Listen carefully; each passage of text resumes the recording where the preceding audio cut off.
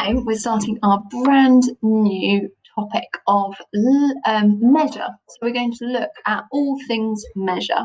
Today we're learning to measure and compare length. So we're going to look at length in particular today. What I'd first like us to start with, though, is because we haven't learned measure yet in Year 4, is I want us to remind ourselves of what can we measure and what the units are as well, because that's important too. So what are the 4 things that we can measure? Pause the video and have a think about the things that you can measure. One of them begins with an L and is at the top of our screen. One of them begins with a C, and you might have this in a jug. One of them begins with M or a W, and then you've also got a T as well. Have a think about what things we can measure. Okay, over here, you have, let me make my text a little bit smaller. You can measure length. That's the one we're looking at today. You can measure capacity. That is how much a space will take up. Okay, so if you've got a box, how much space does it take up, the capacity of something? You have either got the M word, which would be mass, or you can measure the weight of something. And this one, I'd be surprised if you got this one, we can also measure time, so how long it takes somebody to do something. Okay, now let's have a think about the units that we might use for each of this measure. So if I was to measure length, what would I measure it in? What's the smallest unit of measure for length? Smallest one. Tiny, tiny, tiny, tiny, a bit like a millipede, we have millimeters. What's the next one on our ruler? Centimeters. And then our biggest one, we've also got meters. Now you can have other ones like yards and feet, but these are quite older measurements that we don't necessarily use now. Okay, let's look at capacity. Capacity, you might measure, this begins with an L. Can you think of what it might be? If you might have, I say, oh, can you add that many? We've got milliliters. Oh, I'm not sure I got my letter right. Milliliters. You can have the bigger one, which is liters. That's just a regular L. Milliliters and liters. Right, let's have a look at mass and weight. The main ones that we're going to be using begins with a G. You think of what the G would be. We can measure it with grams. And then if you had 1,000 grams, what would it be? Kilograms. So grams and kilograms. Again, you do have older measurements like pounds and stone, but you only really use them if you're like on a scale or something like that. You wouldn't necessarily use them for what we are measuring. Okay, and then time should be nice and easy. Well, what's the smallest unit of time? Well, the smallest unit is actually even smaller than this. It's called milliseconds, but we have got seconds. Because sometimes, if in a race, people step on the same second, they have to look at the milliseconds. You can't even have smaller than seconds. You've also got minutes. You've even got 60 minutes, an hour, and then what's longer than an hour? You might have a day. What's longer than a day? You might have a week. What's longer than a week? Perhaps a month. And you have a year as well. So we can measure the time of something. Those are our units for time. Okay, now we've got all that cleared up, so it's really important to make sure you know which one's which for each unit. To be able to measure and compare our lengths today, we're going to need to know how many there are in each one. So if I've got how many millimeters, that's our smallest one, are there in a centimetre? How many millimeters?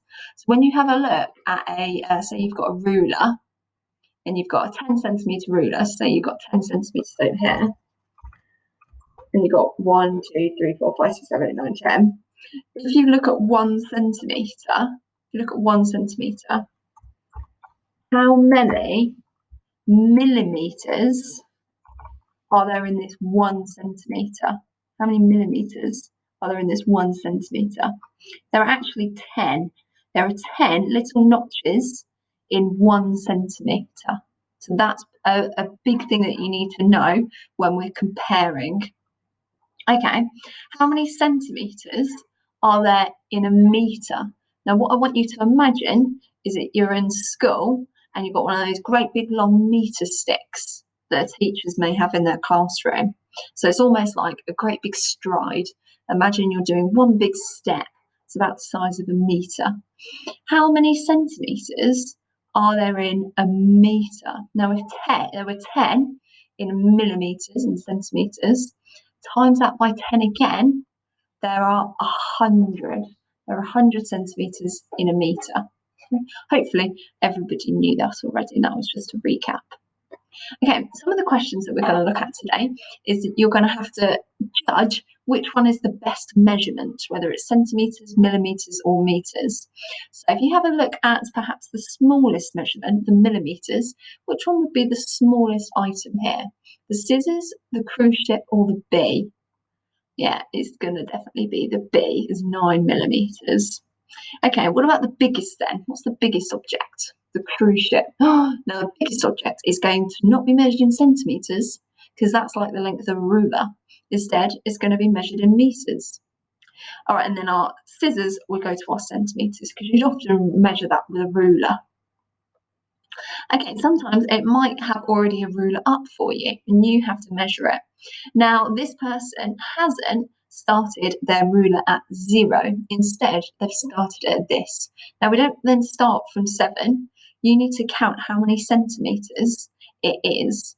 So we've got 1 centimetre, 2 centimetres, 3 centimetres, and then we've got a tiny bit more. Now, these little notches here, what do you think they represent?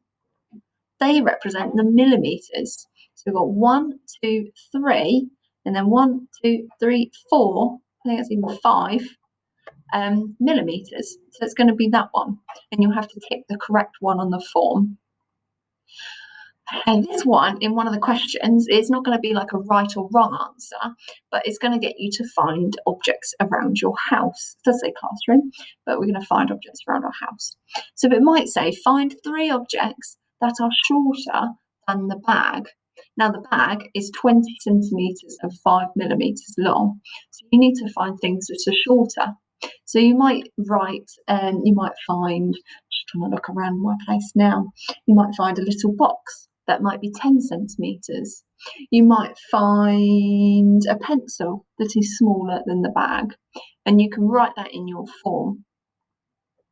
Okay, sometimes it might ask you who's correct. Stephanie and Danny are discussing the measurement of a tree. I think the tree would measure 4 metres. I think a tree would measure 38 centimetres. Now, is a tree quite big or is a tree quite small? Yeah, a tree is relatively quite big. So you'd measure a tree in metres. So I think Stephanie is correct here. Okay, and then your other activity, once you've done your form, is you've got to compare 2 amounts of measurements. Now, everyone recognises these symbols. These are our crocodile comparison symbols. And what does the little crocodile do with his big sharp teeth? He eats the bigger number. Okay, make sure your crocodile's always eating the bigger number. So what I would do when we compare 2 measures is I would make sure that I convert one of the measures so that I am only working with 1 unit. So my main recommendation would be that you compare things to centimetres. So when we are comparing millimetres to centimetres, we divide it by 10. When we are converting metres to centimetres, so say like this one, if I'm trying to convert, you multiply by 10. Actually multiply by 100 because there are 100 centimetres in a metre.